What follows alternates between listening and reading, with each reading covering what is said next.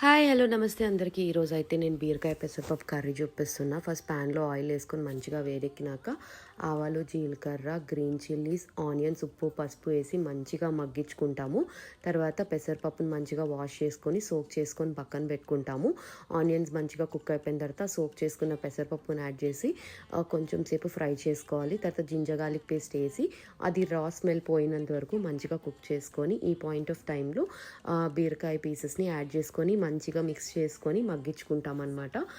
మూత పెట్టేస్తే మంచిగా బీరకాయ పీసెస్ అన్నీ మగ్గిపోతాయి.